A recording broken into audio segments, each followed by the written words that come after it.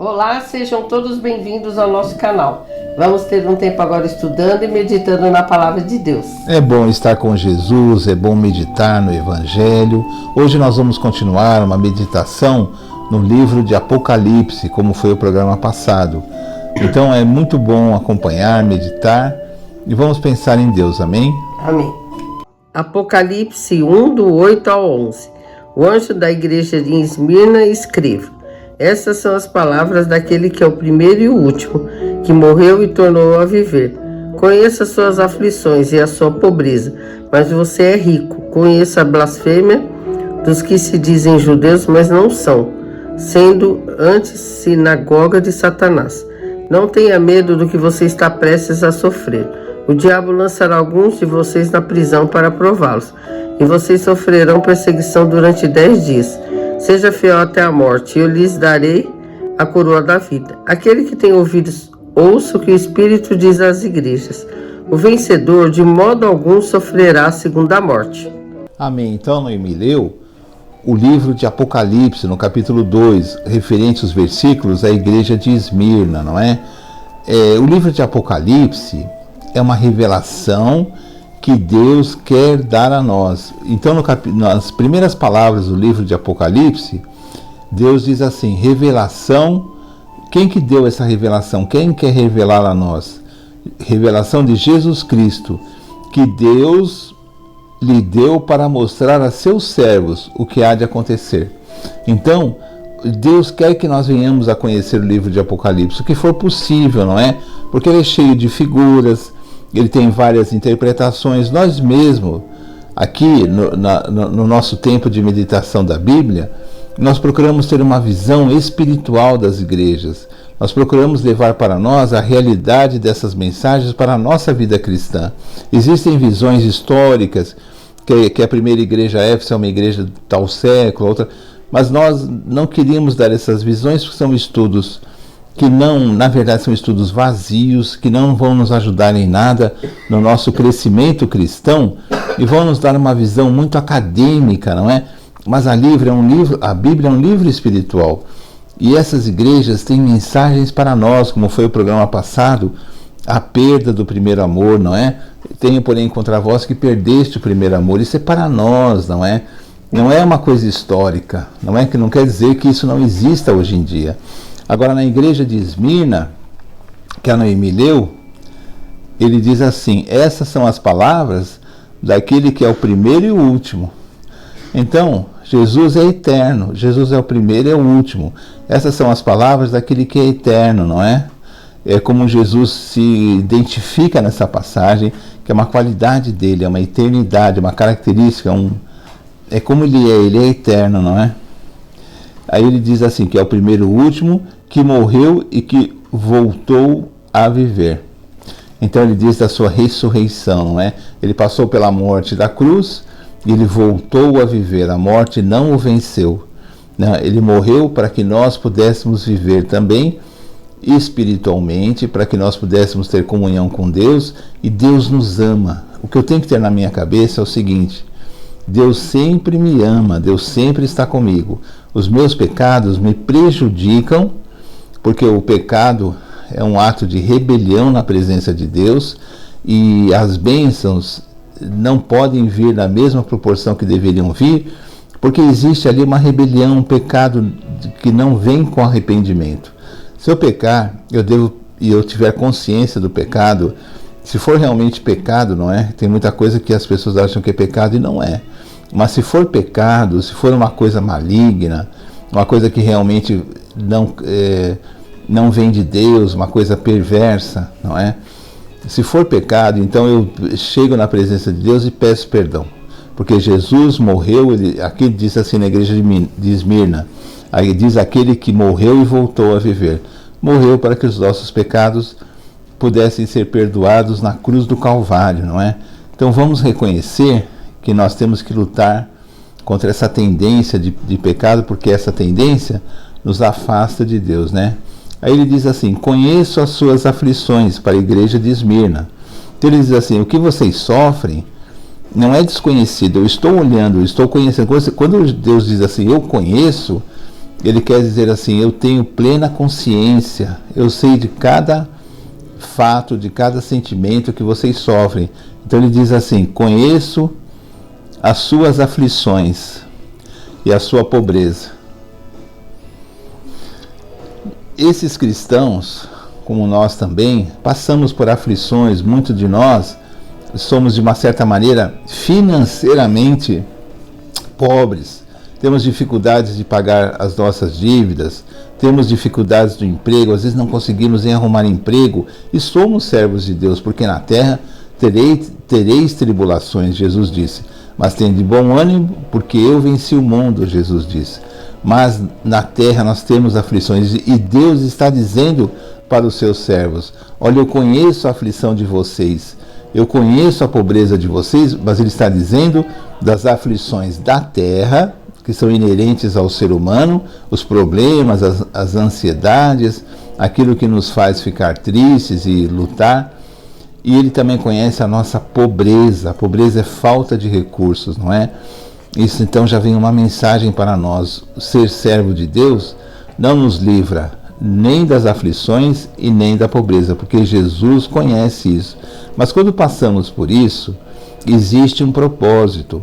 Um pecado muito grande que os cristãos, que nós que somos servos de Deus, tem é orgulho.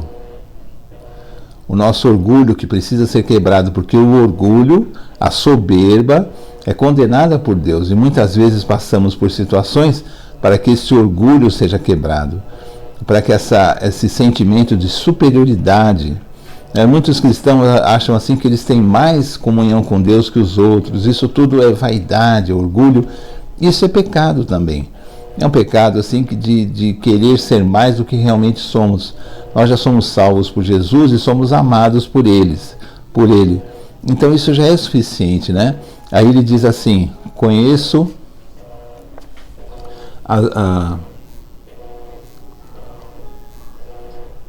conheço as suas aflições e a sua pobreza, não é?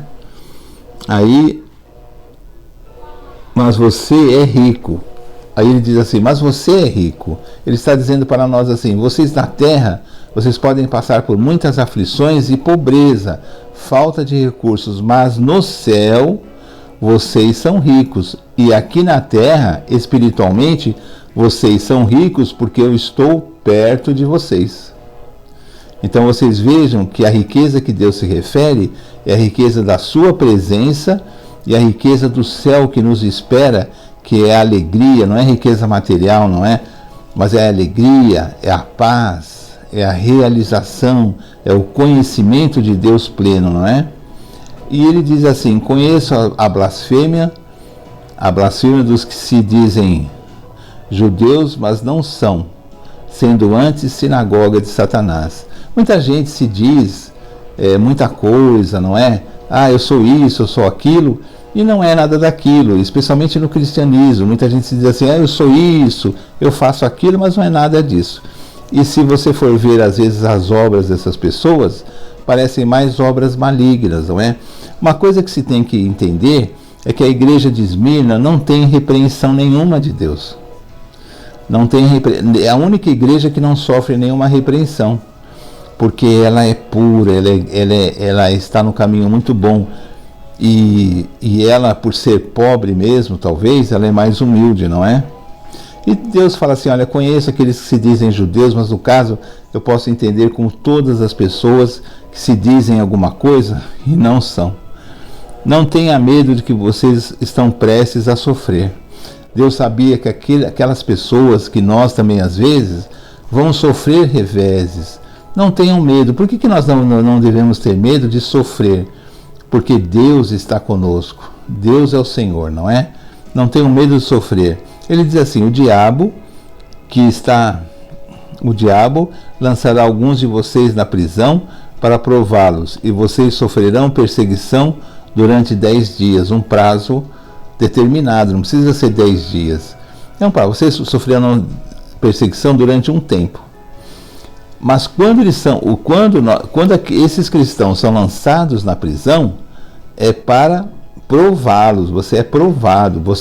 A pessoa às vezes diz assim: ah, eu morro por Jesus. Então vamos ver se você passa por esse sofrimento e não nega o nome de Jesus. Isso é prova, não é? E nós passamos por muitas provas também, que nós não devemos nunca negar o nome de Jesus, porque isso é uma prova, mas isso passa. Isso não é eterno. Por isso que ele fala assim, 10 dias, porque tem prazo de começar e prazo de acabar, não é? Ser fiel até a morte. Temos que ser fiéis a Jesus até a morte. E lhes darei a coroa da vida, né? Então, claro, nós temos que ser fiel, não nos negar a Jesus, não dar tanta importância aos fatos desta terra, porque tudo passa. Hoje nós estamos melhor, amanhã podemos estar com um problema maior. Temos que reconhecer o que Deus nos dá, muita gente não reconhece. Que Deus abençoa e vamos agradecer a Deus a tudo que nós temos, amém? E ser fiel até a morte, porque receberemos a coroa da vida. E aí ele acaba assim, aquele que tem ouvidos, ouça o que o Espírito diz às igrejas. O vencedor, de modo algum, sofrerá o dano da segunda morte, que é a morte espiritual, que é a morte que nos afasta de Deus, não é? Deus é vida. Quando o nosso espírito se afasta de Deus, é a segunda morte. A primeira morte é do corpo, a segunda morte é do espírito que se afasta de Deus, que é a vida. Deus é amor, Deus é a própria vida. Vamos aprender com o livro de Apocalipse que não é à toa que esse livro é uma revelação. Essas igrejas, nós encaramos assim, na nossa forma de interpretar, que ela diz respeito à nossa vida cristã. A nós como indivíduos, a um grupo, ela diz respeito a coisas que acontecem conosco, não é? Muitos cristãos são pobres, muitos cristãos perderam o primeiro amor, como no programa passado. Isso deve nos fazer com que raciocinemos, Senhor, por que o Senhor quer que eu conheça essas coisas? O que é essa revelação? Essa revelação vem dizer das coisas da nossa vida cristã, que nós somos a igreja de Deus, nós todos que aceitamos Jesus, somos a igreja de Deus. Amém? Amém. Então assim terminamos mais o vídeo do nosso canal. Pedimos que você compartilhe, dê um like e assista os outros vídeos também, pois temos vários gravados. Vamos terminar com uma oração? Senhor, em nome de Jesus, obrigado por esse tempo, pela sua palavra. Possamos, Senhor, sempre ter um desejo de estar mais perto de Ti. Peço, Senhor, que abençoe todas as pessoas que estão assistindo esse vídeo, os familiares. Pedimos pelo nosso país, para que haja sempre justiça, haja mais assim, um derramar, né, dos corações. Amém. Diante de Ti.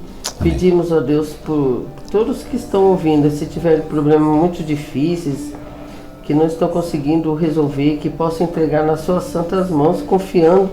E como a gente ouviu hoje, pela pregação da sua palavra, sermos agradecidos, que muitas vezes as bênçãos podem parecer que estão até demorando, mas é porque nós mesmos não estamos tendo aquela atitude correta de gratidão.